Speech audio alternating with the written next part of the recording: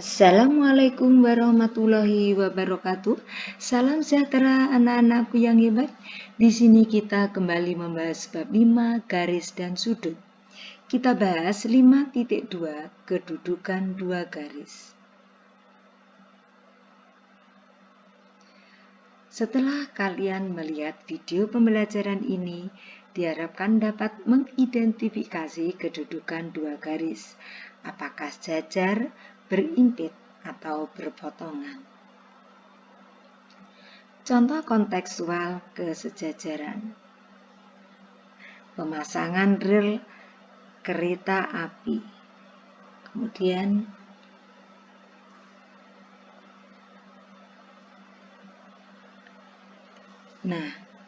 garis sejajar dan berpotongan. Pada permainan game simulasi, Asep menyelidiki hubungan antara besarnya sudut-sudut dengan jalan. Kita lihat nama jalan yang sejajar apa?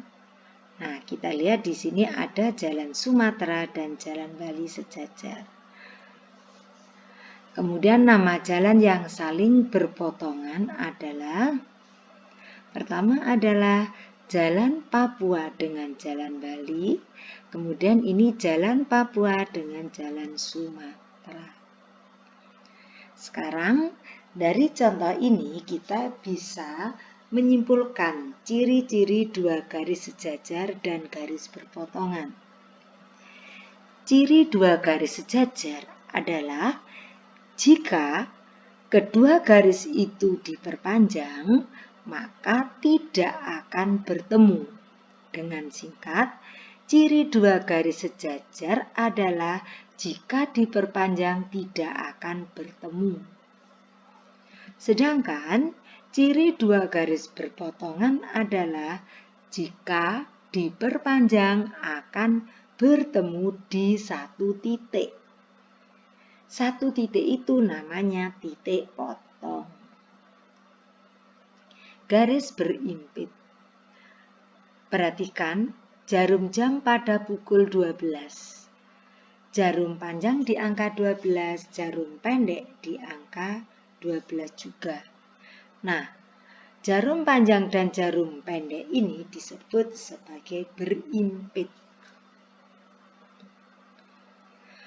Pengertian dua garis berimpit adalah dua garis jika diperpanjang akan berimpit atau membentuk satu garis.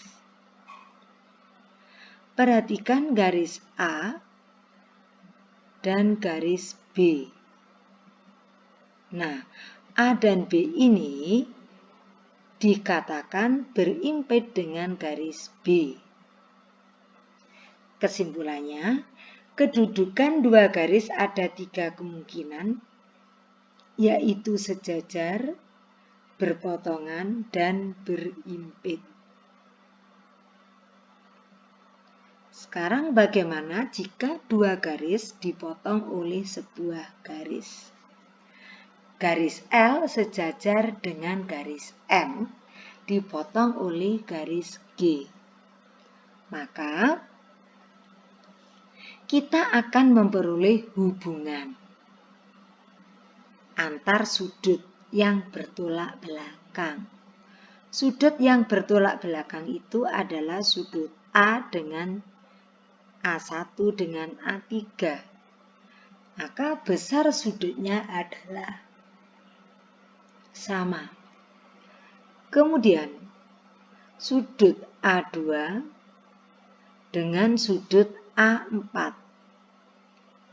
Ini bertolak belakang, besar sudutnya sama. Sudut B1 bertolak belakang dengan B3, maka B1 sama dengan B3. Sudut B2 bertolak belakang dengan sudut B4, maka B2 sama dengan B4. Kemudian bagaimanakah sudut yang sehadap? Contoh sudut yang sehadap adalah sudut A dengan sudut B. Nah, Ini kita lihat besarnya sama. Jadi sudut yang sehadap besarnya sama. Itu sudut A sama dengan sudut B1. Sudut A2 sama dengan sudut B2. Sehadap ya. Sudut A3 sehadap dengan sudut B3. Besarnya sama. Sudut A4 sehadap dengan sudut B4, maka besarnya sama. Kemudian ada lagi sudut dalam. Sudut dalam itu yang terletak di antara dua garis jajar. Jadi sudut dalam itu adalah A3, A4, B1, B2. Sudut dalam berseberangan besarnya sama. Jadi misalnya sudut A3 dalam berseberangan dengan sudut B1, maka besarnya sama. Sudut A3 berseberangan dengan sudut B2 sehingga besarnya sama. Sudut luar berseberangan. Sudut luar berseberangan adalah sudut luar berseberangan itu adalah A1 dengan B3. Besarnya sama. Sudut A2 dengan B4.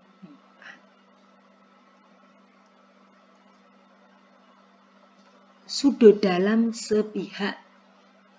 Sudut dalam sepihak, sudut dalam itu ini ya, 3, 4, 1, 2 ini ya. Sudut dalam sepihak, jumlah sudut dalam sepihak adalah 180 derajat. Contohnya, sudut A3 dalam berseberangan dengan sudut B2. Ditulis A3 tambah B2 180. Kemudian sudut A4 ditambah sudut B1 dalam berseberangan sama dengan 180 derajat. Sekarang ada sudut luar sepihak. Jumlah sudut luar sepihak adalah 180 derajat. Kita lihat sudut luar itu A1, A2, B3, B4. Nah, jumlah sudut luar sepihak adalah 180 derajat. Jadi A1 ditambah B4 sama dengan 180 derajat. Sudut A2 ditambah dengan sudut B4 sama dengan 180 derajat. Sudut A2 ditambah sudut B3 sama dengan 180 derajat. Nah, dari gambar ini tuliskan nama garis yang saling sejajar. Kita lihat garis yang saling sejajar, garis P dengan garis Q. Tulis nama garis yang saling berpotongan. Garis N garis N berpotongan dengan garis M. Bertemu di titik V. Kemudian garis N berpotongan dengan garis P. Kemudian garis N berpotongan dengan garis Q.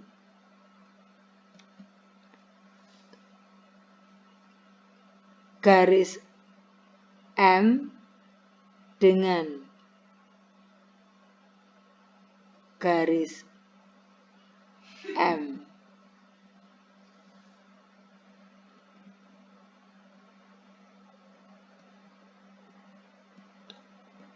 Berikut adalah gambar sebuah garis dipotong oleh sebuah sudut. Jika sudut A 80 derajat, tentukan besar sudut yang lainnya. Alternatif ini hanya salah satu cara ya.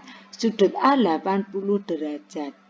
Maka sudut B sama dengan 180 kurangi 80 derajat.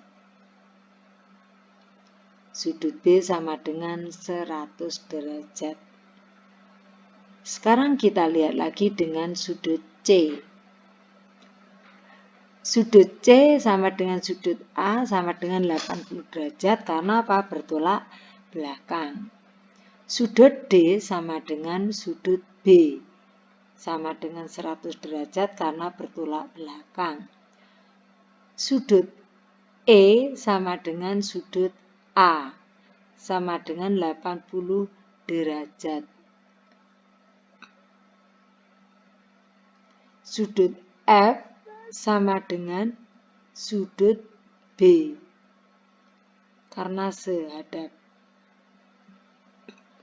Sudut G sama dengan sudut C sama dengan 80 derajat. Jadi ini sehadap. Sudut H sama dengan sudut DO. Disebut sehadap. Kita bisa mengerjakan dengan cara lain atau alasan yang berbeda. Nanti hasil akhirnya sama. Selamat mencoba. Demikian penyajian materi dari kami. Jika belum paham, putar kembali video pembelajaran. Wabillahi taufiq wal hidayah wal inayah. Wassalamualaikum warahmatullahi wabarakatuh.